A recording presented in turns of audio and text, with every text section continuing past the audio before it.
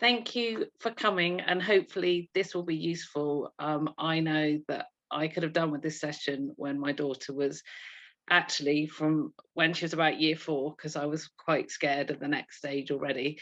So yeah, this is why I've put this together. But also, I think Vicky's got similar experiences. Both of our children have transferred to secondary quite recently, but we've also got Leland and Bryony, and they've kind of come out the whole education system, so they've got experiences all the way through. So it's really good that they're here to talk to us later. So I have got something to share with you. This is Transition, a survival guide for parent carers of visually impaired young people. So you can see on the slide my beautiful daughter at 3 years old, and I'm holding on quite tightly, and she's about to go to her first day at nursery school. And then the other picture is her on her first day at secondary school, just so different. And as you can see, I'm no longer holding her because it was such a big step. I was in the background, but it's very different. And I think that's the thing. I think change is really, really hard for our children, but really hard for us as well, kind of trusting other people, trusting the people that are going to be with them, and trusting that they will be safe. And what I really know is that the preparation to the different stages is as important to us as parents as it is to our young people.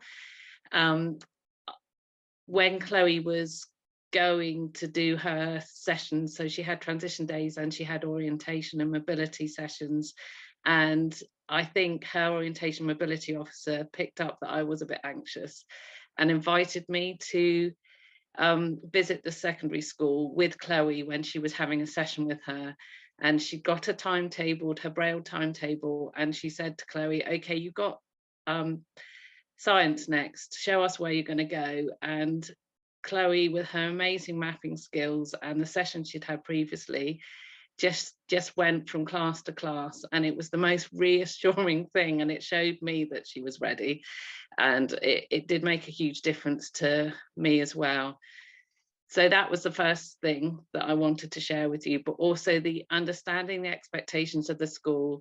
For anybody whose child is about to go to secondary, the relationship you have as a parent is so different at secondary school, and it doesn't mean that you can't communicate with them, but the bigger schools, they've got so many people involved, and it's really important to know beforehand how they expect you to communicate with them, because it's very different. So I had to use every ounce of patience, calm, and all my communication skills, and change them a bit actually for secondary. But she's in year 8 and it is getting better, and I think I had to lower my expectations in a way. I realized it couldn't be the same relationship as it was before, and remember to breathe, because we're as anxious probably as the young people that are going up, and actually they're everything, they pick it up. So I know that I would drop her off and then I'd go for a long walk afterwards if I wasn't working, because I just needed to kind of just stay calm, and they do get through it. So these are my top tips. So to plan and practice routes and routines for your young people. So Chloe had a really good active orientation mobility officer who actually in the summer term picked Chloe up every couple of weeks, took her on the bus, practiced the bus route with her, practiced crossing the road safely, and then did the routes around school, as I said. And it meant that she knew, like I've said, where she was going by the time she got there. And one of the best, and when I realized it was a success, was when she showed other year 7s where they needed to go. I was like, that's how it should be. So yeah, the support from VI professionals is so key. So our qualified teacher for the visually impaired obviously liaised lots about equipment and making sure that everything was in place for Chloe at the school. And the orientation mobility officer was really, really hands-on too. And actually they turned up on the inset days before Chloe started. Chloe came to the school just to have one last look round and check that she was comfortable before school started the next day. But they turned up and it was brilliant because they did lots of troubleshooting, which we hadn't expected. So that their involvement is key. The training for staff and students is absolutely essential as well, because there's suddenly so many more staff involved with your children. So for them to understand their needs, their access needs, how they work is so key. And also students understanding, yeah, it makes all the difference. One of our mentors said that it's the transition days is not just the normal ones. Go as much as you can, which I would absolutely agree with. And Chloe's school did a summer school, which we were away for, but I know that would have helped as well. Just as many times as they can go to the new place to make it familiar.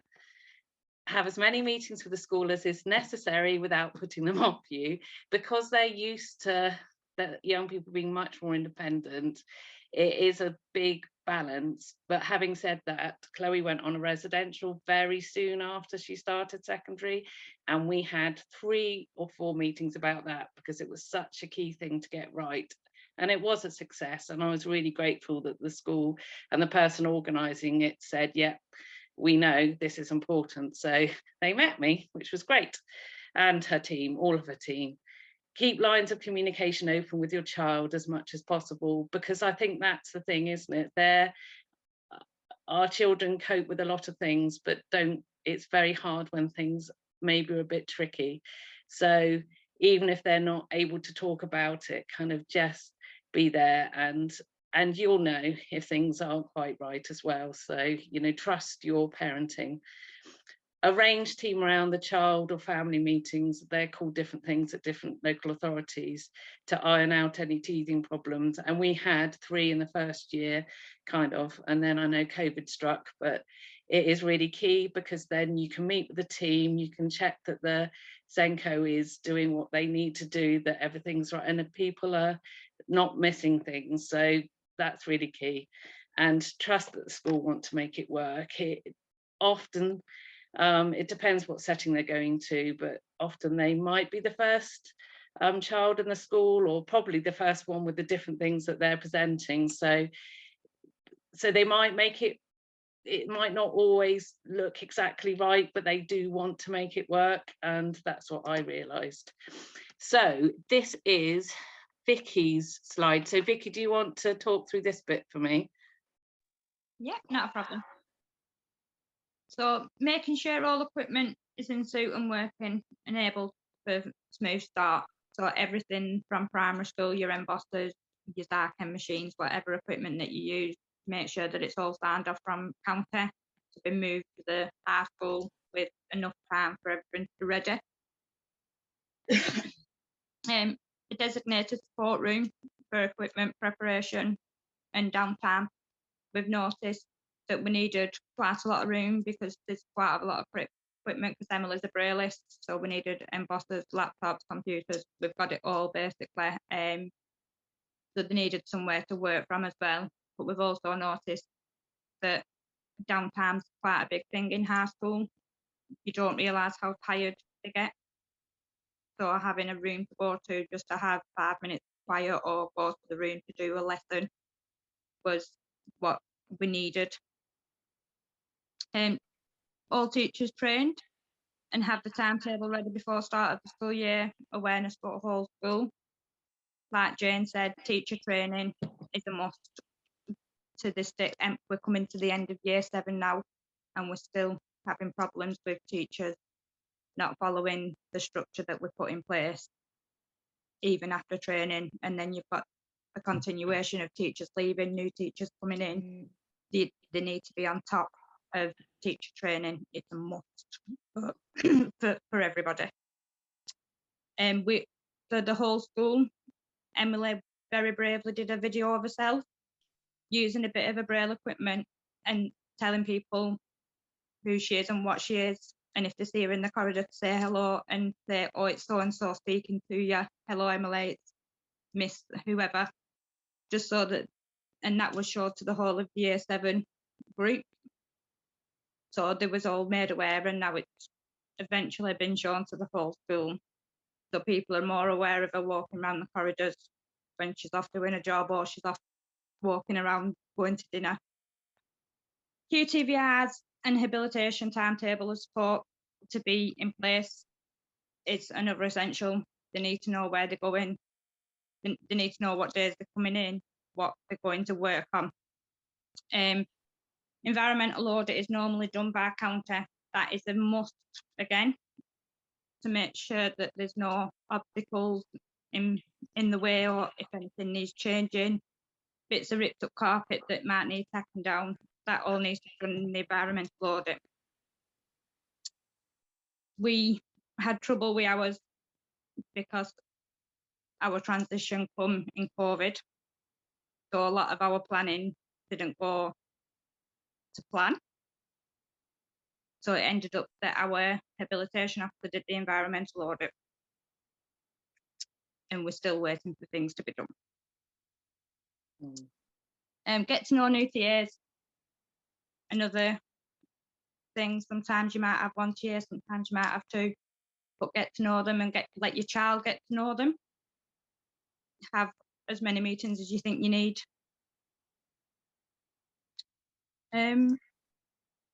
Ordering of resources. Obviously, we've talked about this in other group, in our group in the past. There is places where you can order resources from, textbooks and stuff that can be pre-ordered to make sure that they're ready and in school. And just having lots of meetings to work out anything that needs working out between new TAs, old TAs, a lot of liaising with primary staff to make sure that everything's ready and they understand the child's needs. And I think, and the other thing that we did was we made a transition requirement form so that can be shared and updated as things go on. So everything that we planned, we'd make a list on who was to do it and when it was to be done by. So then when things got done, you could tick it off and move on, or you could share it and say, this hasn't been done yet, where we're going with it. So that's my top tips for transition. Thank you, Vicky. I realise I didn't, for those who don't know us, so Chloe's now 13 and is in Year 8, but it's been a very up and down time anyway, because she'd started in Year 7 and then kind of had a term. It went, and the first term everyone was very nice and she was quite confident, but I think was struggling but couldn't quite articulate it. And then the second term was much trickier, and then we went into lockdown, so that's not ideal, but she has survived and she's still going in and she's amazing, resilient, and I've learned a lot through the whole process. But what I wish I'd known are things like how different my relationship would be with the school. I mean, with the primary school, it was really open. Obviously, it was one teacher, and sometimes I had teachers that didn't get Chloe as much, but the Senko would always try and intervene. And the school worked so hard to include her and to make sure she had a really positive experience all the time. But it was a much smaller school, and their ethos was kind of inclusion. So things like sports day were kind of accessible for Chloe, which made everything else for the other children accessible, if that makes sense. So, but it's not like that at secondary, and I think it took me a long time to understand that, and I wish I'd be more prepared, because I'm just so open, and I just thought I'd be able to have meetings all the time. And initially they were very patient, and then it was obvious that they just they wanted to get on with Chloe being their student. And it was really interesting. Assumptions were being made. I was told that, she's like any other 11-year-old, she's going to struggle with socializing. And it took a while with between me and the support staff to say, no, but Chloe's vision impaired, she's also hearing impaired, the social side needs a lot more work and support. And you know, I think I'm getting there, but she's now in year 8, so it's taken a while for that education to filter and to be understood, but it is happening, so which gives you hope. The tiredness I had no idea about. Jack, who has written in some of them, one of the mentors said that at primary school he'd get home and do his homework straight away, but he needed time at secondary afterwards before he got on with it. And I just think there's so much noise, all the navigating of corridors, there's things that you can't imagine, and they do cope, but they are incredibly tired. And Chloe needs a quiet space at school now as well, as Vicky mentioned. But the exciting things as well is that Chloe's imagination, her interest in learning has been completely sparked by all these other subjects, and that's really exciting. And it's often the different teachers.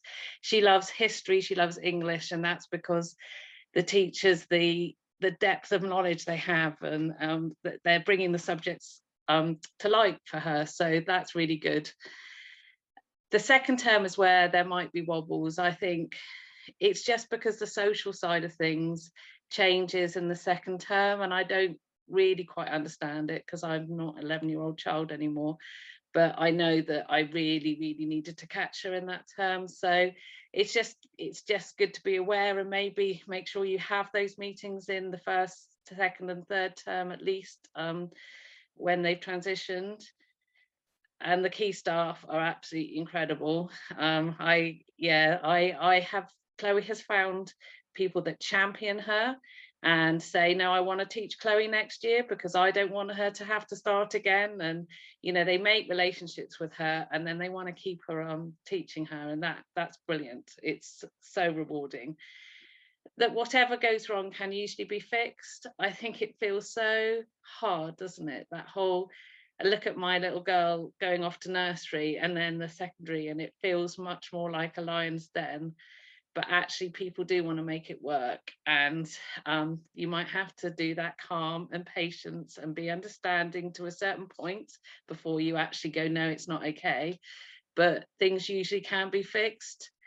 And the one thing I wish I'd known is that my child would survive, that as scary and as hard it is for us, they are actually tough beings and they will survive. So yes, so we're going to go on to the mentors now. So I'm going to stop sharing because actually we want to hear from Liam and Bryony about their experiences. So thank you for listening for this bit. And I think Liam is going to talk about his experience first. Hi Liam. Sure. Hello. Tell us all about you. Sure, I will do. Okay, so my name's Liam. So I've got nystagmus, so I've got some useful vision. Not a great amount of vision, but I'm registered partially sighted. So that's me. I'm 26, so I finished school about 8 years ago. So I went to the same school for 7 years. So I did the first 5 years, then I did 2 years at sixth form.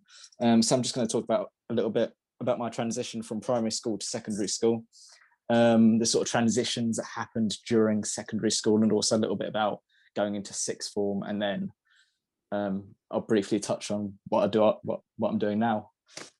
So what I would say really, it's my experience from primary school to secondary school was relatively smooth.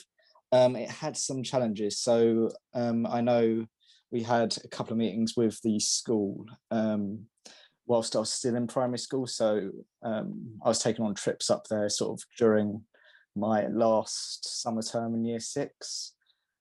So I sort of got to know the TAs, like the support, the sort of disability support network.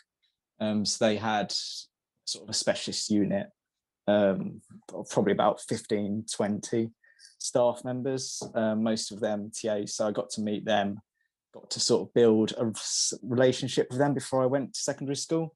So I sort of got to also know the main area where the support block was, so I knew where to go if I had trouble throughout the school day. So they were really good in that sense.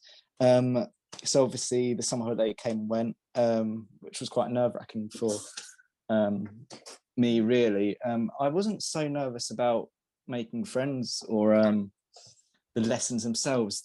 My biggest worry was learning the routes, to be honest with you, like, because obviously it's primary school, you're always in one classroom 90% of the time. Whereas when I moved to secondary school, my school was quite big, so it's 1,800 students, and it wasn't just one building. It was in the town centre, and there was one building, and then there was another building, sort of completely separate. So you had to walk across the town centre to get to it. Now I know my mum was quite anxious about that, so which obviously made me anxious as well. So one thing I would say about that is, obviously it'll be a nerve-wracking time for yourselves and for your children, but try and stay positive, because if you're anxious, your children will pick up on that. So accept there's going to be challenges, and obviously there will be tough times, but definitely try and stay positive for your child, because if you sort of give the impression that maybe you're not sure if your child can survive at secondary school, then they're going to pick up on that and they're going to doubt themselves as well. So stay positive, accept there's going to be challenges, be realistic, there's always going to be challenges, especially for visually impaired people, but try and stay positive and accept things might go wrong, and it's not the end of the world. So for example, when I did start, like I said, moving around, finding classrooms was difficult to begin with. And to be honest with you, it took me some time. So I left lessons a couple of minutes early just to avoid the rushes, so I could get to my other lessons safely, which was really, really helpful for me. So I wasn't too worried about the bigger children at the time, because obviously you're tiny when you're 11 compared to a 16-year-old who's shut up. And that really helped. But also I lost a few pens and pencils and stationery, and I left my blazer in a couple of classrooms and that. And people lose things. Just making sure you've got backups for equipment, I think is crucial, really. And if your child does lose something, don't be too hard on them. Just say, yeah, it's gone wrong, but learn from it. What can you do differently? That sort of thing. I think that's really helpful. One thing I did to make sure I didn't lose any books, which I think is the one thing you really want to make sure you don't lose, is I carry around a folder with me, or if obviously you've got a laptop, you've got a case with you as well. So just keep everything in one place, so you have to look after this. And yeah, I agree with what was said earlier. Basically, the first term is great because everyone's really nice, and it's not so much about the learning in the first term, it's about the integration into secondary school, and it's quite a pleasant environment because everyone's really friendly. The friendship groups haven't really formed yet, so everyone speaks to everyone. And then I think when you get into the second term, I think sometimes you might be part of one friendship group but not part of another. So sometimes I think integrating and speaking to a wider group of people does become more difficult in maybe the second term in your first year and going into the third term as well and beyond. So I do agree actually that maybe the second term can be a bit more difficult, but it's not. But again, it's a challenge, but it's a challenge that can be overcome. Also, as you go through the years, I think the next big transition is obviously you grow up, and that has its challenges. But also when you learn your subjects and you have the support for those subjects and you have your teachers, you then pick your options for your GCSEs, which can be another thing to sort of consider.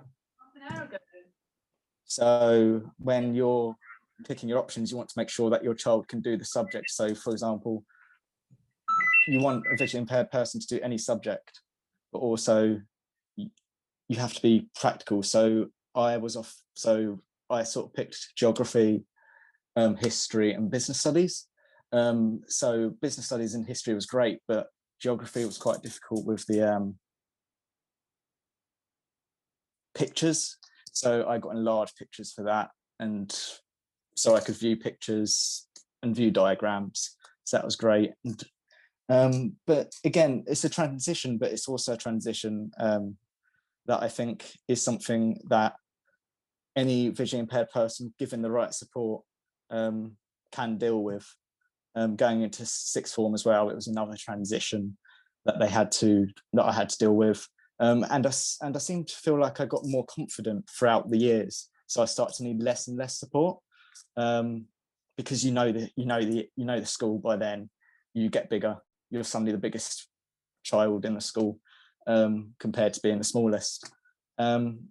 So yeah, I honestly just think it's a case of be positive, sort of show your child that you can sort of believe that they can deal with secondary school life. And yeah, so there will be challenges, but it can work, if I'm being completely honest. And the last thing I will say is after school, I got decent A levels and decent GCSEs, and now I'm working for the council, sort of in compliance and safeguarding. So it does work out in the end. There are challenges, but visually impaired people with the right support, they can go into a wide range of roles, and they can lead very successful, sort of have a very successful education and a very successful career. So positivity, there will be challenges, but it can be something that your child will get through. Okay. Thank you. I think that's pretty much it. Yeah, that's brilliant. There will be time for questioning, because I'm sure you have got lots of questions, but now I'd just like to hear from Bryony. You've been very patient, Bryony. Thank you. I've enjoyed listening. I'm too nervous. It was finally I'm going first. So I'm registered blind. I have no useful vision at all, but I did have at school. I had a condition called juvenile rheumatoid arthritis, which can cause uveitis and glaucoma in children, or it can go into your organs. So mine went into my eyes. So although I was visually impaired, I still had quite a lot of vision, just struggled in the dark. Quite a lot of hospital appointments in primary school. So quite a lot of the first, like up to year 4 was quite missed. Quite a lot of hospital stays for 6 weeks onwards. And I did mainstream up until year 4. And then my mum decided that I needed a bit of time because my reading was rubbish and I was just struggling. So I went to a special needs school in Manchester, and I was taught everything. Like, my confidence was amazing. I did that from year 4 and 5, and then my mum wanted me to go back into mainstream because I was going to a mainstream secondary school. So I did year 6 in primary school in mainstream, which probably was the best for me because I then went on to secondary school with my bunch of friends that I'd made in primary school. We looked at other possibilities, maybe St Vincent's is a special needs school, but my mum didn't kind of want me to go through that, and I didn't feel comfortable. I wanted to be like, back then, like a normal school, and I wanted to be like my friends. So leaving primary school, I remember we had quite a few orientation visits, but we only ever did them when nobody was there, and I think it would have been better to have them when people were there as well, because it's very different navigating through a building when there's nobody there to when there's hundreds of bigger people there. Then I had quite a good secondary school experience. I enjoyed it. I picked subjects that were quite challenging. Technology was very different when I went to school, so everything was still kind of written down on blackboards, and I used to have to photocopy my own stuff. I think things have very much changed, and I think it's a better time to go to school if you're visually impaired now. But what else was I going to say? I remember my mum was more worried than I was about going to school because I had my best friend and I knew my best friend was coming. But then when we got to school, we were in different forms. So then that was obviously caused a lot of anxiety because I wasn't with the people that I knew anymore. But just have faith in your children and know that they will make friends. They'll be different friends than they went to school with, but that's all part of it. And then, yeah, like Liam said, don't try and rub your anxiety off on your children because they will feel it. And I remember finding out years later that my mum followed me in the car all the way to school for the first week, and I didn't know about it. So if you're going to do it, you're going to be anxious, and just be a bit sneaky about it and don't let them know. I then went on to mainstream. I did quite well in my GCSEs. I think I would have done better. I passed them all, but I think I would have done better in like a special needs school because I think things would have been a lot easier, but I don't think I'd have been the person I am if I hadn't at least tried mainstream. Then I went on to mainstream college, found that really too hard, and that's when I discovered RNC. Went there and did my A levels, and then went on to uni. I'm a qualified counsellor, but now I'm on the another pathway because I'm a mum, and my baby's just like progressed from reception to year 1. So I've got all the parent anxieties of the same with, but he's fully sighted. So I'm coming in as a blind mum, like trying to get the same kind of stuff like for him, but I need accessibility stuff with him, and school are not kind of understanding that. And through lockdown, it was very difficult. They were sending stuff like on Teams and I couldn't access it.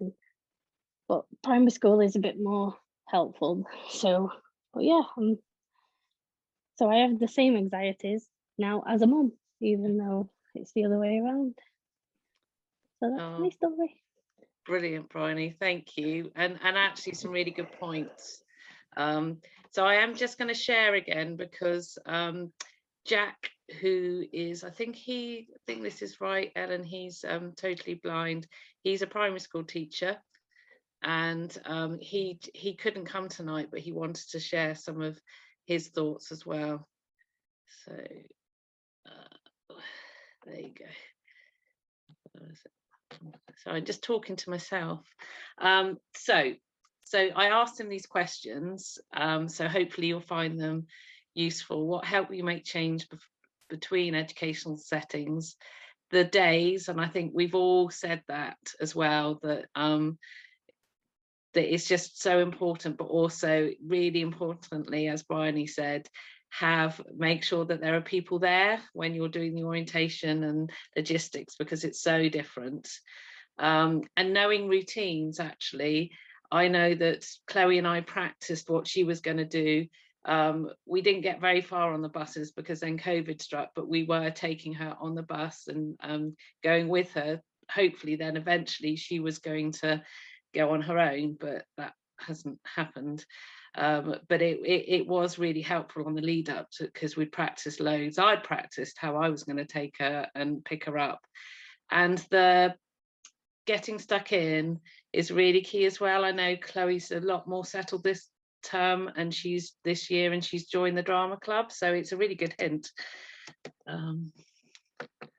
So what can parents do to support their children? Just being there when you need them without being too anxious. So that's, I'm sure we can all do that. And I love this point, letting you off for things like forgetting your kit bag for the first term or two. And I think that's so key. You kind of want your child to be independent. You know that they should be doing these things on their own now, but actually they have got so much to remember. So being that nice mum and dashing into school with cake ingredients is something that we can all remember to do. And the good communication links to the school. Sometimes the Senko is really busy, so there might be one of the TAs who's really active, or but just knowing that communication open. But I love Jack's point about giving the child time to work things out, because actually we need our children to be problem solvers, and kind of also let us know when things aren't happening. So So this is the advice from the experts, as in the mentors. Get familiar with the school setting before the term starts. So yeah, it makes all the difference. Again, he said about the additional interests. Don't be afraid to hold teachers accountable. And I think that is really key. It's so hard. We're trying to build a relationship with a new place, but actually it is all right to say, just like Bryony had with her child not being able to access things. It's okay to say, because that's our job still, as well as the qualified teacher for the visually impaired and the other teams. We can say when they can't access the work. Yes, so to give your child space, but know when to intervene. I know that for Chloe, I set up, I don't know if anyone's been to any of the other things we've done, but when I could see she was struggling, I set up a system where she still loves squishies, and she couldn't talk about things, but I just put a pot on the table, and if she had a bad day, she put a lemon squishy in the pot, just to say, so her dad and I knew she'd had a bad day. And then if it was a good day, she had a cake. And it was just nice to know. It was hard for her to talk about, but it was nice to know. So, okay, well, thank you very much for listening.